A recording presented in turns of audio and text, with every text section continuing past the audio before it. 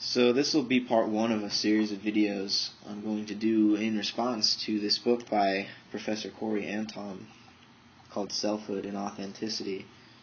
Professor Anton is an assistant professor of communication at Grand Valley State University, which is in Michigan, I believe. So Corey or Professor Anton can correct me on this, but I would say that it's a book heavily influenced by phenomenology that originated with Husserl,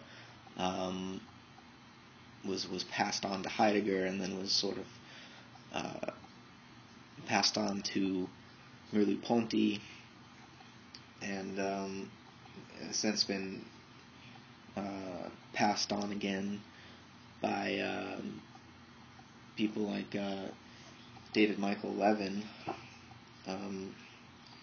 who's written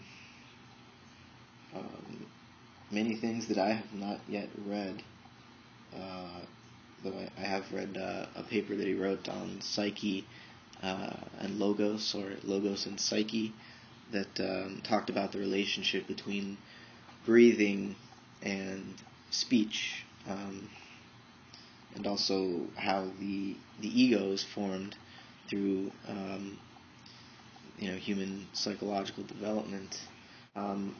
What Professor Anton is trying to do in this book, Selfhood and Authenticity, is play off something that the philosopher Charles Taylor has written about. Taylor having been influenced a lot by Heidegger, by the continental tradition of phenomenology. Authenticity is this idea of being able to take yourself seriously, and this book is an attempt to do just that, to give serious, prolonged philosophical consideration to an existential dilemma. And in many ways, it's a dilemma that language creates for us. And one of the things that Professor Anton is arguing in this book is that we shouldn't understand language as a tool, as something technological, something added to our nature, which has allowed us to create this other world separate from the purely mechanical, neutral, valueless world of nature. It's the same dualism we find in Descartes, who separated the mental substance, the thinking substance, from the extended natural, mechanical substance. The idea is that somehow language creates the human soul, the human subject, the individual, and that individual then is given these words by its culture and uses them to get what it wants for itself. Anton is criticizing that view. He's saying that language is not a tool, that we've got to, first of all, stop dealing exclusively with this abstraction language and return to our direct experience of what is called language as speech, as an actual embodied behavior or comportment, to use sort of a word that means not only behavior but also intentional behavior at and with and through a world. So when Anton talks about the self, it's not some separate subject which could use language as a medium in order to get to know an external pre-given object. The self, for Anton, is always already in the world, and as far as I understand, this always already business is something that Heidegger really gave to us, the sense in which we are thrown into our world. It's already been going on before we were born, and we are given a certain set of experiences, which really we can't explain objectively. The self is something that cares about the world that it not only is in, but is of. So the human being is a being towards the world and a being with others who are also in the world, that they share the world with. They, Heidegger also talks about the they, which is this abstract term we use to refer to society. The pure, that aspect of our language and our speech that is just repetition. It's just law handed down from the past that we assume is true, but we haven't yet called it into question ourselves. So, Anton, by denying a Cartesian subject, isn't denying reflection and imagination, and he's not saying that abstract thought isn't possible. I mean, obviously not. He's writing a book about this. So we can still reflect, but reflection is our own voice becoming aware of itself. Reflection is embodied in that sense. It's sounding again, remembering, and speech allows us to remember, because memories are formed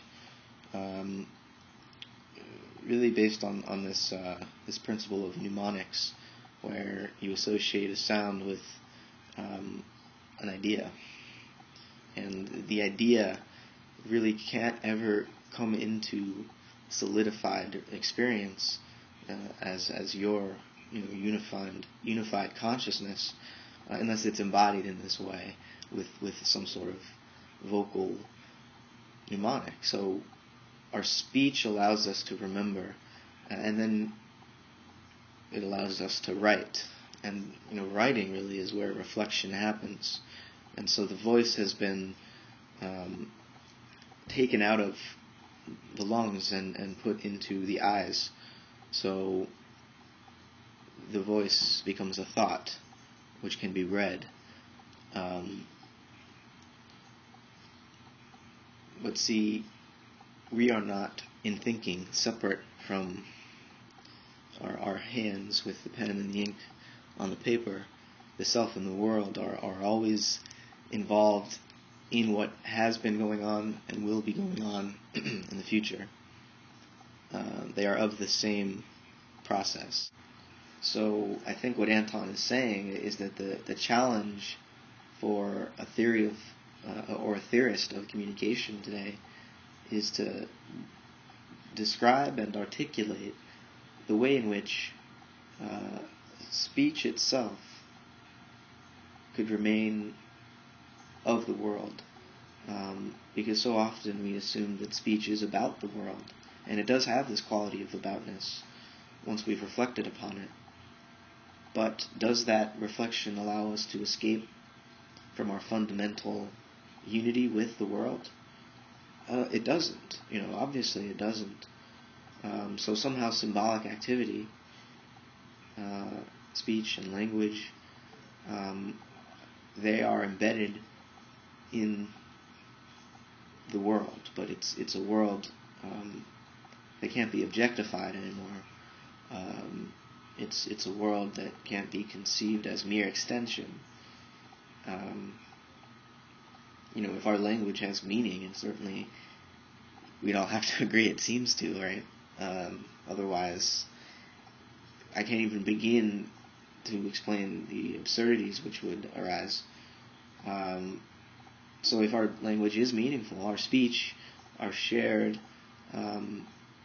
transaction, if it has meaning, then so too does the world which it arises within. So while Anton's book is of an existential genre, I would say it's not nihilistic. It's not saying that meaning is just in your head.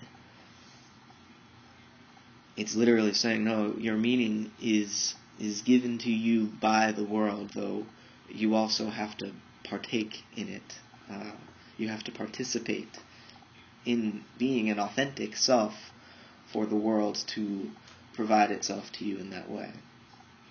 If you do treat the world like an object, and if you do experience yourself as a subject, then you have the explanation for why the earth and the human economy and civilization is at the point that it's at right now. Individualism, this highly abstract individualism, which leads to this very self-destructive consumerism and social atomism. That's really what's destroying not only the earth but human interaction. Charles Taylor, I think he's not a liberal person in the sense of fighting for individual rights, though of course he agrees that there are certain rights that should be provided people independent of whatever their religious beliefs may be, or their race or class, or so forth. But he's more communitarian in the sense that he thinks it's impossible for us to escape the fact that there are certain moral principles that guide human life, that there is actually goodness in the sense that Plato talked about it. And that has consequences, and I think phenomenology is one way of exploring those consequences in a non-dogmatic way, because you just turn to your actual experience as a body in a world with others who care about each other and about the world. In that situation, philosophy has to, tone down the abstraction, though of course, reading this book is all about being able to comprehend abstraction, but it's an abstraction intended towards things. It's a discourse about things, which is also trying to be with things. So it's trying to return to the things themselves, as Husserl proclaimed. It's a letting be of the world, so that it can be brought forth in language in a way that is true to the way it brings itself forth in the world. So it's almost as though what we're called to do for the earth, because we are speaking beings, is we're called to sing it, to sing with it. Heidegger's metaphor that, I guess he was borrowing it from Holderlin, that language is the flower of the mouth, or really, speech is the flower of the mouth. This idea that language is in fact natural, it is earthly. We are earthlings, despite the fact that we can talk about the earth. That doesn't separate us from it. At one point, Anton says this beautifully, that we are not on the earth, but what the earth is doing. Which reminded me of something that I wrote a paper about, this rather shocking remark by Husserl. Apparently he just scribbled on a napkin during the last years of his life. He said that the earth is not in space, but provides space. And so, in other words, it's almost as though the sphericality of the earth, though even that is an abstraction, because from the human perspective, as an earthling, the earth it's spherical in a sense, but it's almost like an inside-out sphere. There's probably a better topological form that I don't know the name of that would describe the way in which the world is spherical, but penetrates itself and goes inside and then out the other side. And so, Anton refers to Douglas Harding's description of being headless. That the world is filling the space absent where our face is, or isn't. He says, I don't have a face. My face is the world. My face is what allows the world to flood into my life and to, in that sense, penetrate my very being. And so, when we are beings in the world, that's the sense in which Heidegger, or phenomenological examination and excavation of your own experience, when that awakens you to this being, this thrownness in the world, the fact that you are here given an entire history, cultural history, an entire biological past, an entire cosmological epoch. You're handed this, and somehow you have to say, I accept it, I take responsibility, and here's what I have to say about it. That's the dilemma the language puts us in, and it's almost a disease, you could say. It's a disease of the human soul, which is why so much of, as Anton describes in this book, so much of communication theory and philosophy of language has considered language as a tool, as a technology, as something alien to the human organism, which the organism learns to use for its own egocentric purposes. And to get out of this idea, we have to not only describe a different,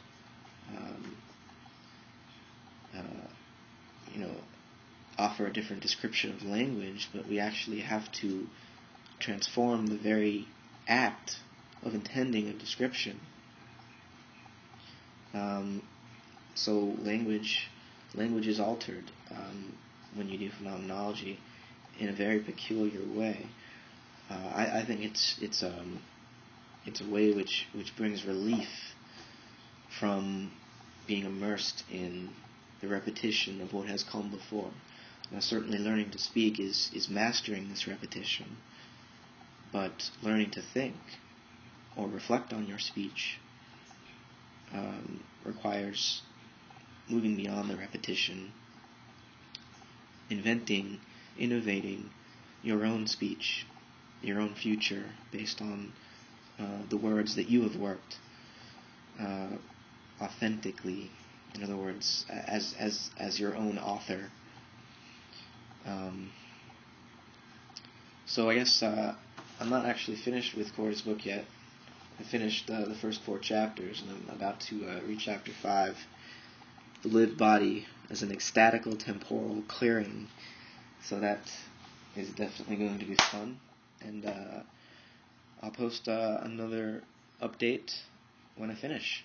So thanks for listening. And Professor Anton actually mailed this book to me free of charge, and I wanted to thank him for that.